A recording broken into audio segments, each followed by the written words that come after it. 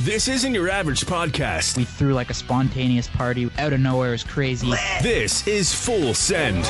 Drake weekend in Toronto, that's like, imagine telling me that like 10 years ago. That's yo, you're going to rip with Drake for his album launch release party in Toronto. Like, I'm not passing that up for anything. Join the party. She went to Met Gala. He went to the game. What is the Met Gala? Ridiculous. I think it's an excuse to dress up like an idiot and go to a ball.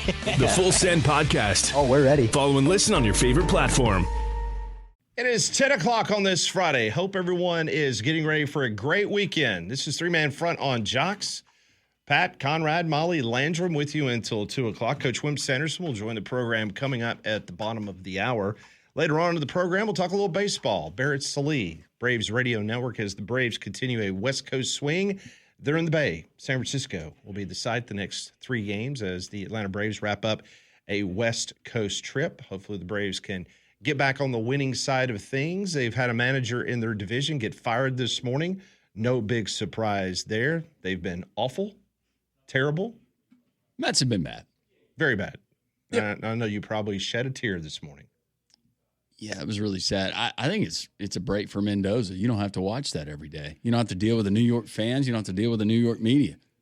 I mean, watching them the other night. It falls at somebody's feet, and ultimately the manager's going to get fired. But 6 errors on the infield. yeah, that team. Woo! Very bad. 13 games under 500, so they fire their manager. So we'll talk to Barrett about the Braves, what's going on with them, how they can get things turned around. Trade deadline is going to be right around the corner, so we will spend some time talking to Barrett about that. But we start this morning with a recruiting update. Just moments ago on the Gary Harris Show down in Tuscaloosa, Alabama, Bama got some good news as 4-star edge rusher Jeremiah Beverly from Hillcrest, Tuscaloosa. He has committed to the University of Alabama. The explosive 6'2", 235-pound standout. He is going to stay close to home, and he will be matriculating there at the University of Alabama. So Alabama gets a 4-star. I've seen this kid play in person. He's a very good prospect. So Bama getting one right down the road. That's good. 4 stars, right? That's what they tell me. We will check with Don. Yeah, to see what his recruiting service. See if Don gives him the necessary points, or this is kind of a Conrad bump. You see what I'm saying? Yeah. That maybe he's really a 3-star, but Conrad giving me all this information about Jeremiah Beverly said he's a 4-star. So I'm based on Conrad's information. I got you. Conrad's recruiting service that I've subscribed to. I'm going to wait until Don's come out with his. Yeah. Before you make a determination. He's 3.5, but we round up, so. So it's 4. That's good. He looks good in a uniform. That is good. And now that fills it out well. Brings Alabama to 12 commits in the class. So we are. You guys are approaching what, 40? Feels like we're about full based on what Rodney's told us, and some of these other people. It's getting rather maybe full. 3 spots. I was about to say, not many spots left. It's getting rather full. Yeah. So Bama gets that news this morning. Much better news. Man, what's the deal with you staying up late watching sporting events on the West Coast? Did you have to watch the game last night? You watched the Braves for 3 nights in San Diego. They didn't win a game. No. So the last night you stay up and you watch American men's 97th soccer. minute, Pat. 97th minute. I had my heart crushed. A big bag of suck is what that was. It was bad. Yep. It was bad. You had gone out yesterday and you had purchased, me and you both, a lot of gear. Mm-hmm. Like we were fired up. We were ready to wear it today. We're going to be, stars and stripes. Here we go. Going to win the World Cup. And steam my flag that I have outside of my house. Did you steam my shirt? No, you never answered. No, I did. Oh, you said, was going to steam it. Do you for want this steamed? And I said yes. I would have steamed it. But I know you're really particular about your stuff, so I didn't want to mess up the label, the tag, anything. I didn't know what your plans were. But I do appreciate you thought of me because you texted me. You said, "Hey, I'm here. I'm here at the store. They got some gear, and obviously." When I realized that I was in the youth section, then I made my way over to what they had left in the adults and found some stuff that me and Pat could wear. But I was going to wear one of mine today. Wait, you said wait? Or no, I was going to wear mine today. Just one thing. I was about to say, no, you holding out on me? No. I was going to wear it today, but I don't want to break that shirt off fresh out for a 3-2 loss to Türkiye. You got the same thing. So me and you, we'll be get twins. The same one. We'll be twins. Okay, we'll be twinning. I'll be cool. And then we're gonna wear it. What, Monday? Is that when we wear it, or do we wear it on game day on Wednesday? Game day on Wednesday. Okay. Because we got the big face off. Yep, we do on Monday. So yes.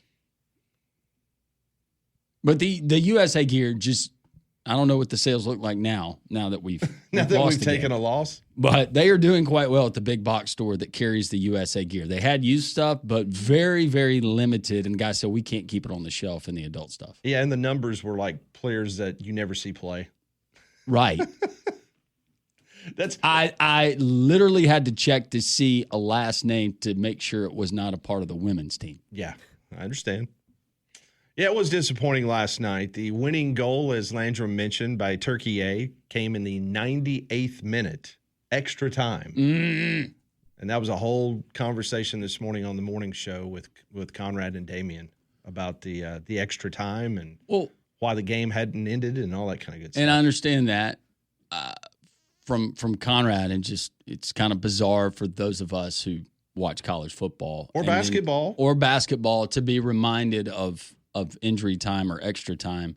I just didn't know you could have extra time within the extra time. Yes, you can have extra time within the extra time. And then extra time on top of the extra time from the extra time. Right. I feel like they're all just guessing. They're like, let's just go out and just keep going. Figure it out. It's always fun for me at the end of regulation where I just come up with an estimate of what I think I've compiled as far as injuries or downtime during the match. Now, you might have asked this question this morning, because once I didn't hear Don on the show this morning, I kind of tuned out, to be honest with you. Fair. But did you guys talk about, all right, I know there's extra time, and I know the lead referee, he's got a headset on. And I know they have, VR calls that, it's just like in Major League Baseball or football. Okay, let's go to New York. Somebody's on an earpiece in New York telling you whatever. Is there somebody telling that lead soccer official how much time, or is he keeping it himself? Like he's communicating and said, hey, there's 7 minutes of extra time. And because obviously they hold up the little digital thing on the side, but is someone in his ear telling him as everything's going on, because he's watching the play, that, hey, you've got 2 minutes left of the extra time? Yeah, my understanding and the way that people explained it this morning was that when you're watching on television, you don't know this, but the people that are on the field are keeping track of the extra time within the extra time, right? So in the scenario last night where you had the injury to the goalie from Türkiye, they had added extra time in there, but you don't see that at home as the viewer, but there is somebody on the field while the game is going on that is monitoring and letting them know, hey, you're going to get an extra 2 minutes over what we normally gave you. Is that on that little digital board that they hold up when they substitute? I assume so. Okay. I'm just curious about the logistics. That's all. Yeah. But that's where, I was kind of coming from the viewer perspective and trying to relate that to, college football fans or something like that, and having to imagine, extra time being put back on the clock, something like that. But you as a viewer have no idea what's going on. It's just people on the field that are going about their business and handling it privately. This article is telling me it's kept by the head referee. Now, it says the fourth official receives the referee's decision, displays the minimum amount of added time to the players in the crowd by holding up the electronic board on the sideline. So that's when last night they said that we'll have a minimum of what? Of whatever. And see, I was thinking like maybe like in his headset, that somebody from FIFA is keeping it, because what's to keep an official? Maybe that's ingrained in you as official, but we see umpires at the college level, even at the major league level, they don't hit their clicker and they lose track sometimes of the balls and strikes.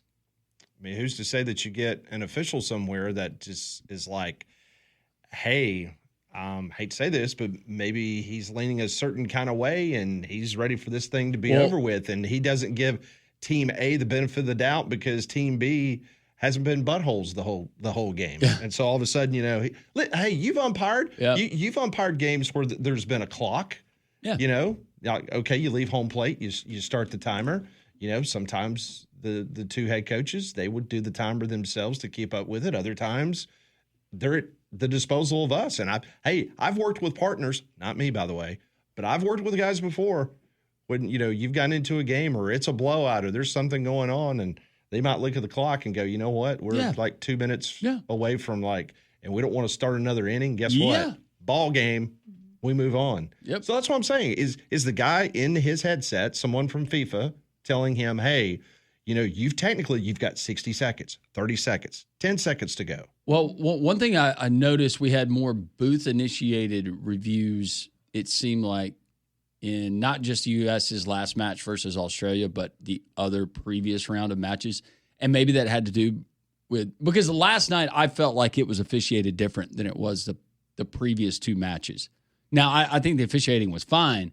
It seemed like they let them play and they let a lot more go last night as opposed to what we got. But, no, the extra time, that's interesting. And I was wondering the same thing. It seems like that there's a little wiggle room and there's a gray area that, if you're tired or you got somebody to meet, you could, I would like to have an overseer. Like you're saying. And they like a time czar. And they might have that. I don't know. Well, and that was one of the questions I brought up this morning is there an Angel Hernandez of the Premier League, right? Where it's this guy that it's like, this guy, I swear we had 8 minutes of extra time, but he only put 5 minutes on there, and now we got screwed, or vice versa. And there's, these officials that are known for being bad timekeepers. Well, does that happen though in the World Cup? Because there was one of the matches, it was the last round where they said this is an all German crew. It was the United States versus Australia, and it was their first World Cup match. Well, and then I saw another match, whatever, that they basically said that as they were coming on, that the entire refereeing crew were Premier League referees. And so they said the majority of the combatants on both sides of the teams that were playing were Premier League guys. So they said this should be a very, well officiated game because of the relationships. Yeah. Now, they weren't, saying, okay, they're going to cheat or anything like that. They're just saying that, it's just they understand how he calls the game. They understand maybe a player, some of their tendencies. Exactly. Yeah. Or you have good communication with certain people. Now, we'll say this. Yesterday, the game in Philadelphia, I think it was Ivory Coast, and I can't remember the other one. And there was a female referee, and the announcers were ripping her a new one. Like, they were absolutely just because something had happened earlier in the game. I was not home yet, but they kept referencing that call at the front end of the game at how bad it was and how the game was kind of getting out of control because she was not handling, doing a very good job. So like you said, in all sports, you're going to come across an Angel Hernandez. You watch college football. I mean, we all know which referees in the SEC that certain fan bases go up. There we go. There's the white cap. We're screwed this week. Yeah. Tori Penso is the female official you were talking about. What was the controversy? Do you know? It says the American official who was surrounded by Ecuadorian players after, quote, robbing the team in a pivotal So that match. was an American. Yeah. Okay. Wow. I didn't know that. She became only the second woman in history to referee a men's World Cup game when she officiated either Czechia or Czech Republic versus South Africa on June the 18th. So that happened yesterday. So that's what they were referring to when I tuned in. Yes. Okay. Because this has been updated today. Okay. Well, there you go. There's your explanation. Tori Penso, if you're a fan of Ecuador. She was the official that robbed you. But, going back to last night. Her husband's a referee, too. You're watching the game, and the United States held the ball for 53 minutes. 53% of the whole time of the match. They had double the shots on goal, 18-9. They completed more passes. It seemed like that they had more control of the game, especially in the second half. All the so-called gurus, the StatCast people from FIFA, they were saying yesterday that the Americans should win it by at least 2-1, by at least one goal. And I know the point spread from Vegas went off the U.S. minus half a goal. And even at halftime, it was still favoring the U.S. to come back and at least tie or to get the win. So it was very favorable to the U.S., even with all the backups playing. Well, you felt good about it, where it's the third straight World Cup match that you scored in the first 10 minutes, and then the defense. I thought last night, without getting too technical, the spacing wasn't where it's been, and I felt like with some of those shots where you actually had looked like you had an advantage, or maybe a guy that was in place and there was a good pass, maybe the extra dribble or the step. I don't know. I didn't feel like we had enough shots on goal last night. Well, let's listen. But we had some great opportunities. Let's listen to Mauricio Pochettino. This is what he had to say after the game. For you not to say congratulations that we won the group. That is a little bit sad. It's very positive to finish in the way that we finished. Cannot be possible, I'm sorry guys, it cannot be possible that Turkey finish celebrating the 3 point and Australia celebrating the qualification, Paraguay celebrating the qualification, and come here and for you not to say congratulations that we won the group. That is a little bit sad, but only that. I need to remember you and everyone that we won the group. Sorry, guys. We won. Don't be sorry, Coach. We're still on board. I bought gear. Pat bought gear. We're right there with you. We're just trying to understand what we saw last night. We didn't have a lot of our starters available. That's what I go back to. I thought Pulisic looked pretty good. Oh, yeah. When he came in, there was no doubt that he's different. Mm-hmm. I mean, the shot that he had that went just wide. Yeah. Well, even the announcer, he made a mistake because he said goal. Yeah. And then because of the angle where they were broadcasting from, he thought it had gotten in. But to see him with that shot, and then you see everybody else, you go, okay, he's different. That guy. Yeah. Yeah. The bottom line is it was disappointing, especially because we stayed up late to watch the game. But last night was like losing when you've already clinched a really nice spot in the college football playoff. Yeah. And then you lose the last game of the year. It's just like, okay. The bigger prize is coming up on Wednesday against Bosnia. You go from thinking, you know what, it's a tie. It's like kissing your cousin. But then it goes to, oh, wow. I guess it could have been worse. We just got beat. And I'm going to defer to all the talking heads when it comes to soccer. Because as we have admitted on this show, we are for the United States. We're invested in this. We want them to be successful. We're trying to learn as much about the game as we can because we've admitted this is not a sport that we follow on a daily basis. We don't follow the Premier League. This is not a sport we'll talk about once it's over. Yeah. I mean, it's just being honest. It's just like Olympic hockey, but we're in it and we're invested in it. But based on all the talking heads on television last night, and I'm going to take the advice, every single one of them said, don't worry about this. Okay. Do not worry about this. There is no reason for any of us to think now that this team is going to get beat 5-0 by Bosnia coming up Wednesday. I'll watch them get beat 5-0. But anyway, the whole point is just relax.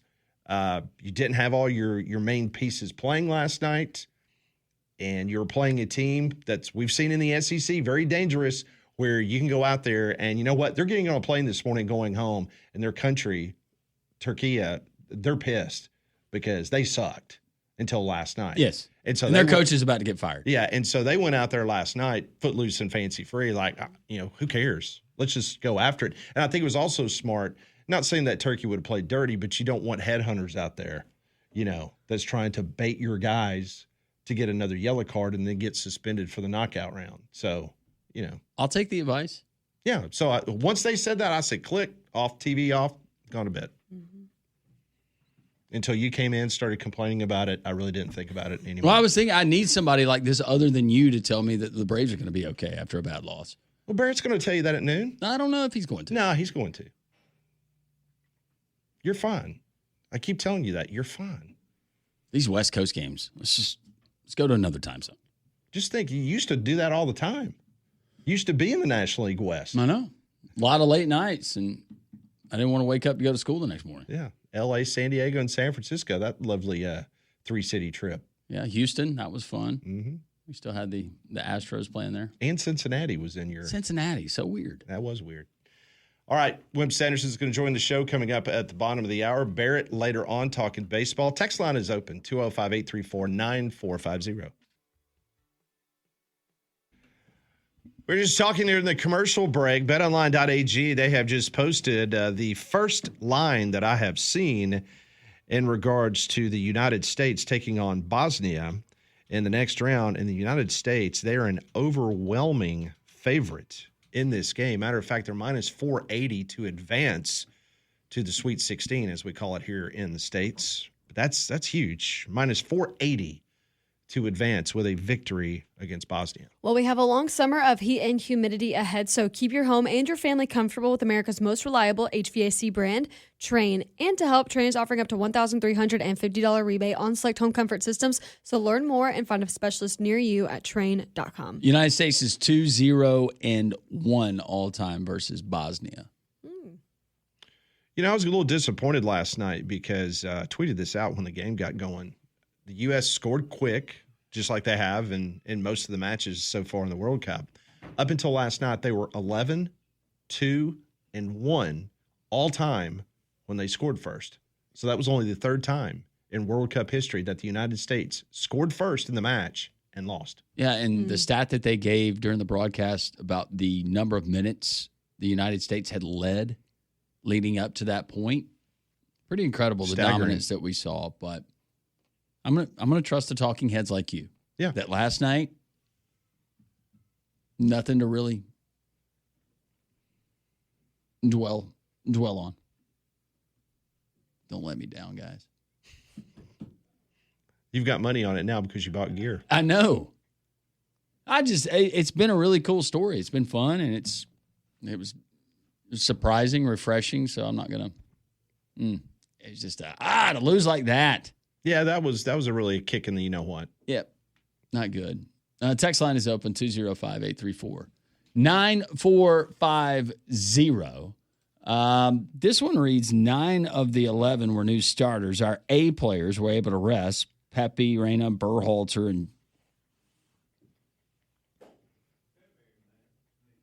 Trusty got valuable minutes and are quality subs when the men's team starts the knockout rounds. Somebody asking, when did Turkey change their name to Türkiye? It was a couple years ago. So I remember seeing like AP story, how they were saying how AP style book now you have to refer to them as Türkiye. But going back to apparently an older name of the country, probably before you and I were born. Türkiye. Hungry A. We just started adding A to everything. Matt from Fayette texts in, the announcer was saying last night in extra time that the referee has a headset with the official behind the scenes telling him when to end the match. He has no control of when to blow the final whistle. It comes from the higher up. That answers my question then. This one reads, I hate soccer. Then Don has texted into the show. Good morning. Y'all please announce to everyone on Monday, please dress with USA gear. No Auburn or Alabama gear. This is a celebration of America. Even though Hastings will destroy Conrad, I'm still Team Conrad. We're working on some film crews to come tape this for several media groups. So hold on a second. He is supporting Conrad, but he is going on record saying that Hastings is going to kill him? His heart says Conrad. Pat, he's an Auburn his fan. His head, his wallet saying Conrad. This is his life story as an Auburn fan. He is betting on an Alabama fan. And his heart's with another Alabama fan. It's also true.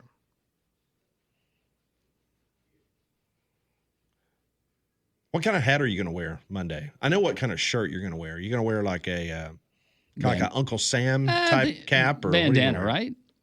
I could do a bandana. Have like the Hogan. I wasn't planning on wearing a cap. Have the Hulk Hogan look.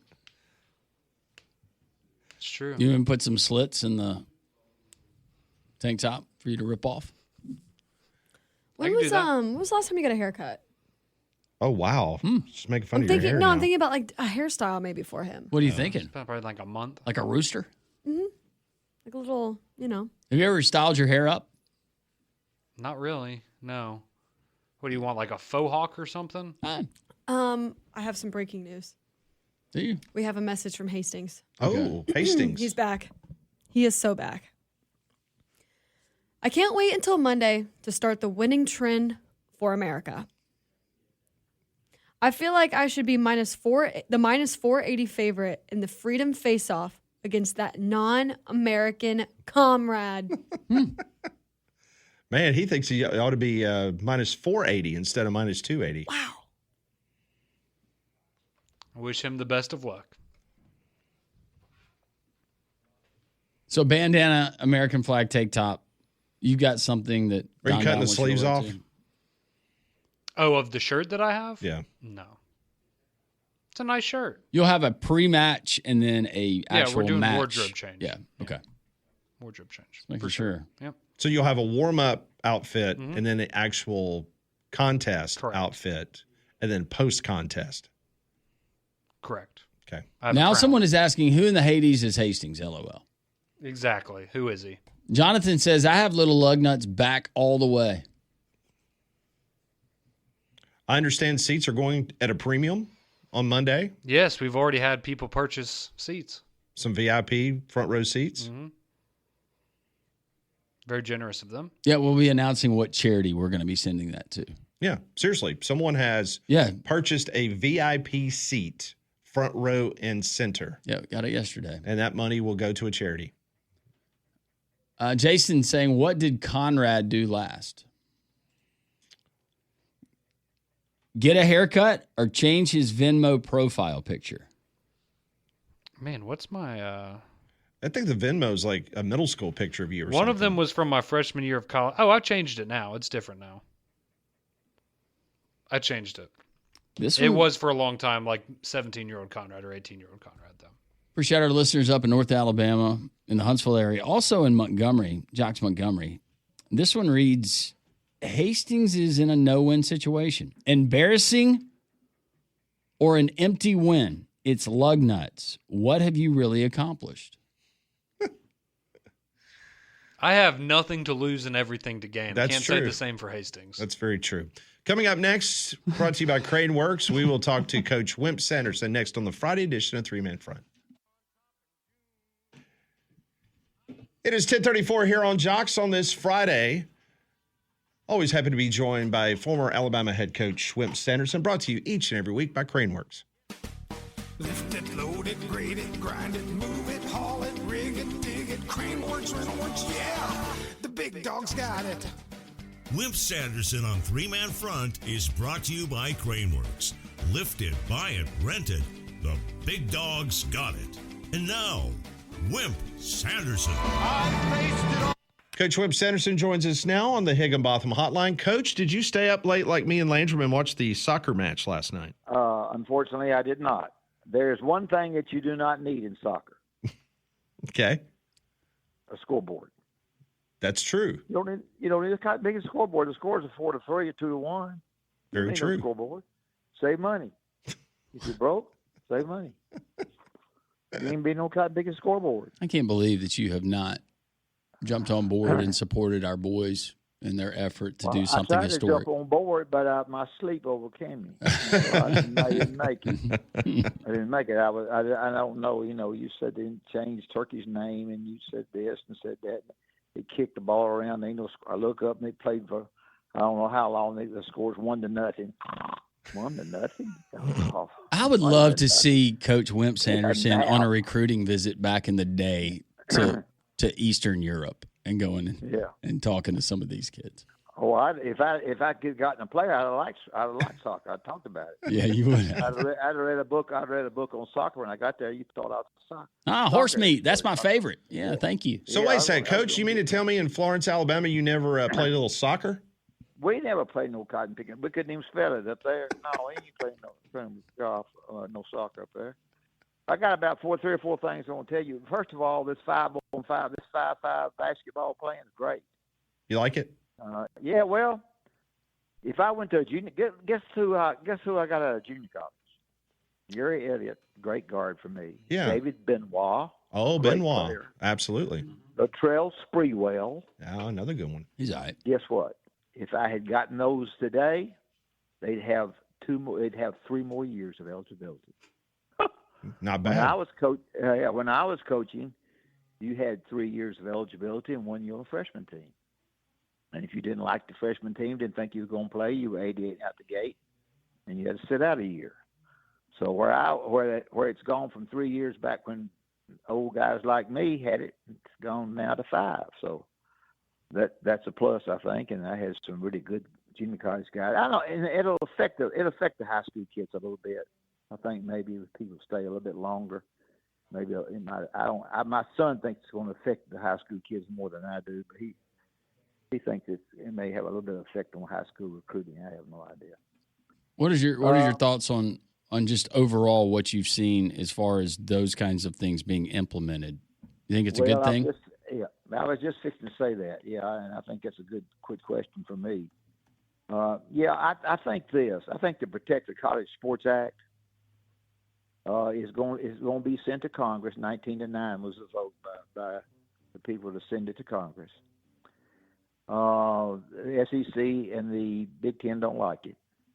I feel like it'll pass easily, and the reason it's going to pass is the people that vote on it don't know what they're voting on. They don't know. They don't understand, and nobody, unless somebody's politically gotten to them and told them to vote this way or the other, they don't know how to vote. They just know that there's going to be a change in things, and they think a change is better. And the SEC and the Big Ten have said they'll go along, try to do as best they possibly can with the changes because it's going to be more lawsuits rather than less. But I predict that when it goes to the full act of Congress, it's going to pass. So I don't know if you two guys have any comment on that at all? About that. Pat, you don't think ultimately it'll pass? I don't think they have the votes now to get. They got to get 60 votes in the Senate. Maybe I'm wrong. And and that's just my opinion, Coach. Could be totally wrong. The lobbyists get involved. You know how that works. It could change on a heartbeat. But even if it gets past the Senate, I think the gridlock that you have in D.C., especially in the House, being so close between the Republicans and the Democrats, I just don't think that they're going to be able to agree upon it. So. I hadn't thought about it quite the way you have. You might be correct.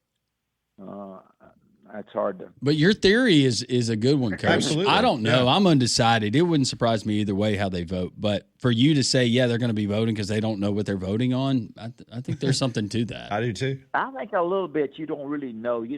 When Coach Saban got up there, and he always does a good job, he was very positive about things.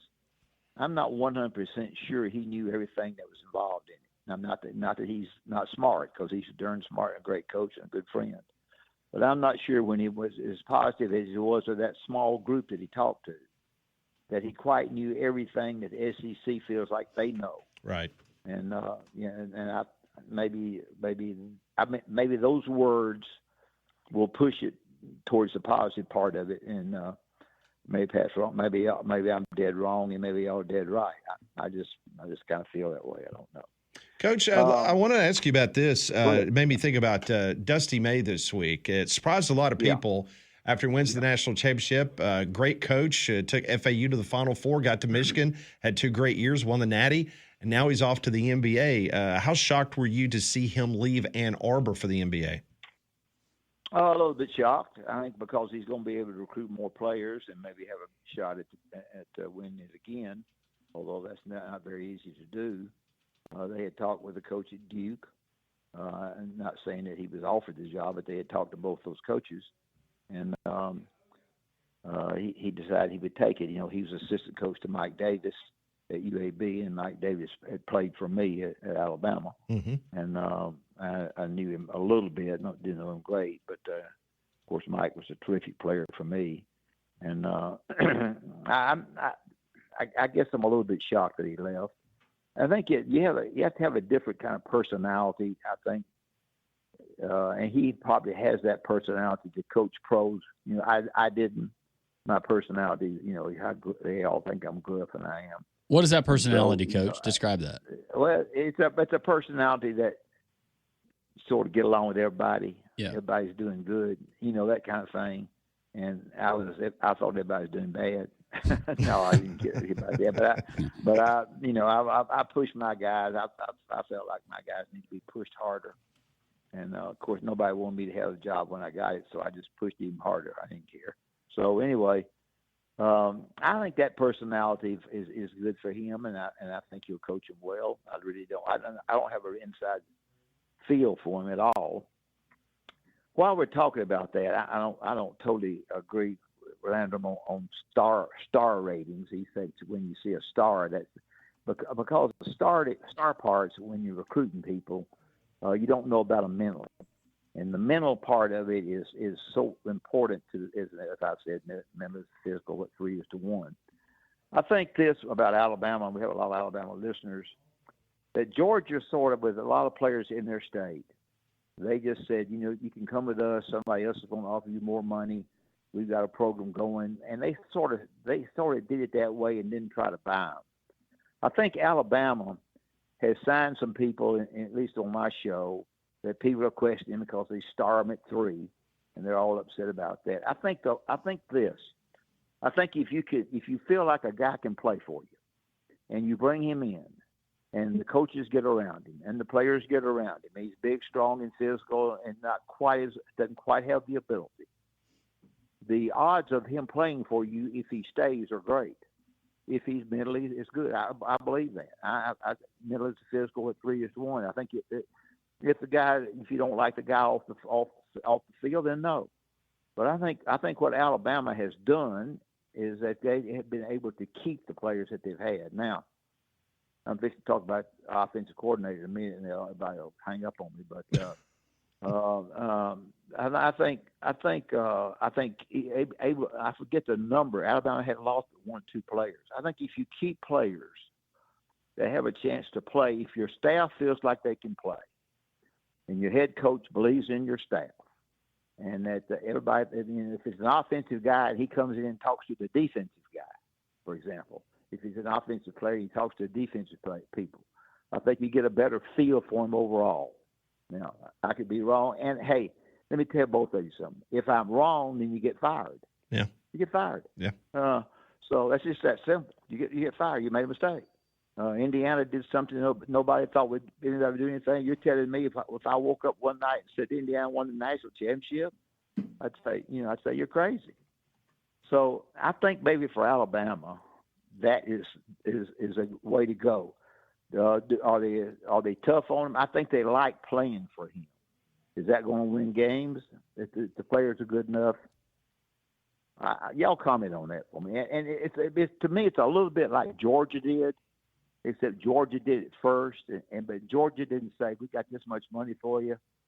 I mean, Georgia did say, we got this much money for you. Take it or leave it.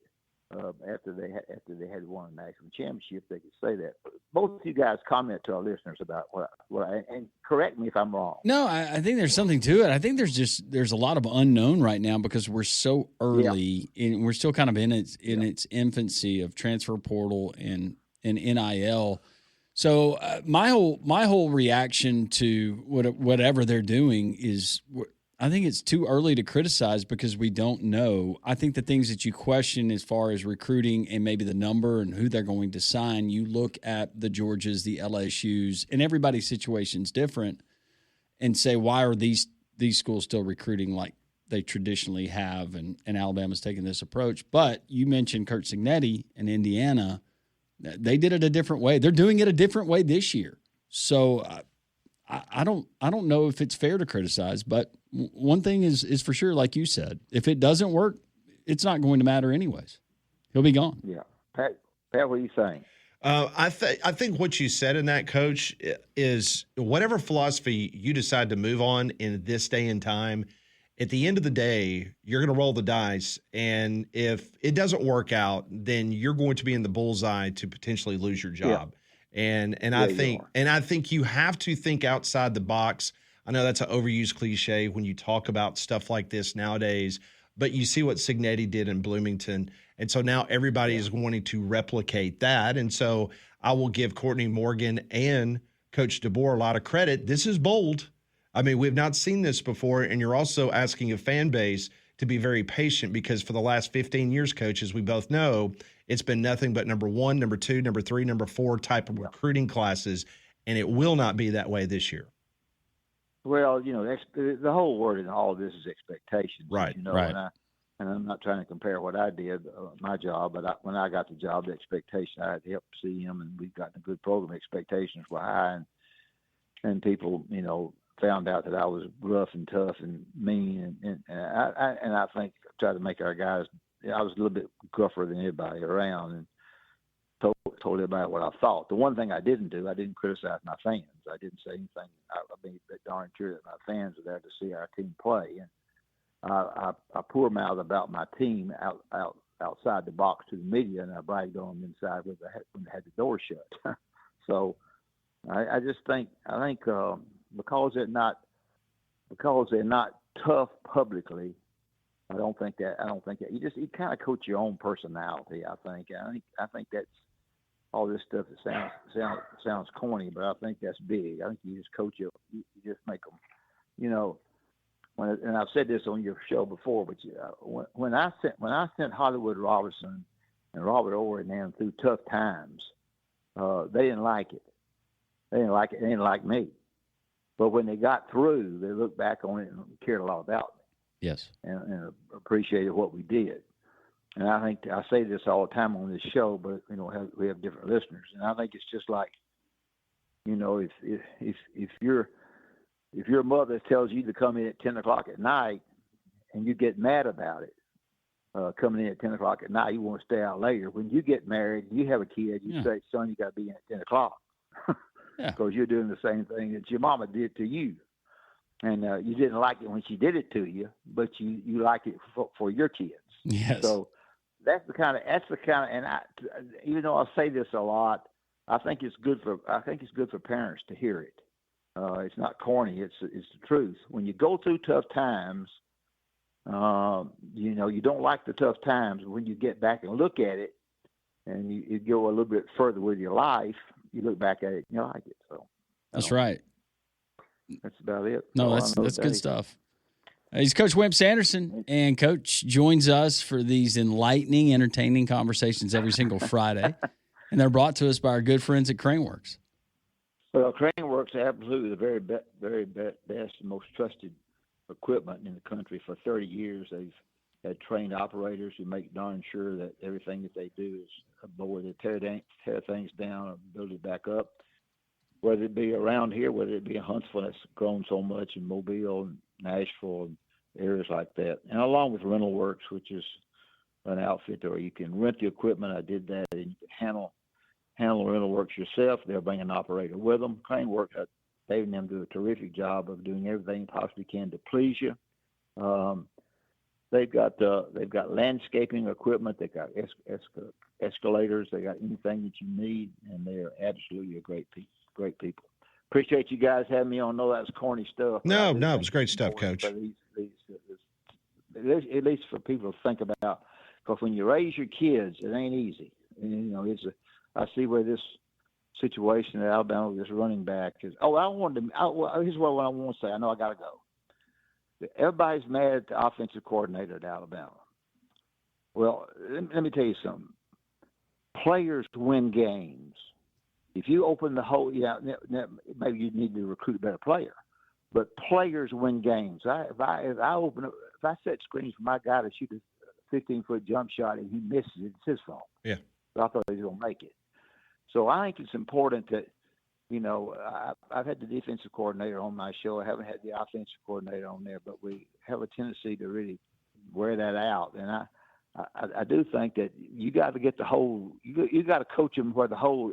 The reason I say this to you, and I'm getting out of here, is the offensive coordinator at Alabama has been rated one of the top 3 in the SEC. Mm-hmm. And of course, they went crazy on my show about that. They called in by truckloads. So on your show they won't. But I think you have to look at that totally before you criticize too much. Thank you, guys. Thank you, Coach. We appreciate it. Talk to you next week. Coach Wimp Sanderson, presented by Craneworks of the Higginbotham Hotline. You deserve solutions that are built for you. Higginbotham's your one-source solution for insurance, financial, and HR services. Take Coach's advice, Conrad. Get off of Ryan Grubb. Just stop the Ryan Grubb hate. It's going to be fine. 3-Man Front continues. Square Up. Yo, what's going on, man? It's Andre Berto, two-time world champion. Today's guest, NFL legend, media mogul. What's up? Ocho Cinco. What's good, baby? We call them gym fighters. Yeah. These guys are in the gym, they can probably beat the hell out of any world champion you can think of. Yeah. When that bell rang, and them lights on, you got 10, 15,000 watching. When I stepped in that ring, I think boxing is becoming great again. Square Up. Follow and listen on your favorite platform. Let's go. Square Up. Yo, what's going on, man? It's Andre Berto, two-time world champion. You know, I fought. I loved it. I really wanted to do that sit down from a fighter's perspective. My G. What's going on? Caleb Platts. What's going on, my boy? Now you got a chance to really draw in your audience, to let them see who you are. I've had to have a lot of internal talks to say, do I even want to carry on? As fighters, we know what time it is. Like I think the time is now. Square Up. Follow and listen on your favorite platform. Let's go.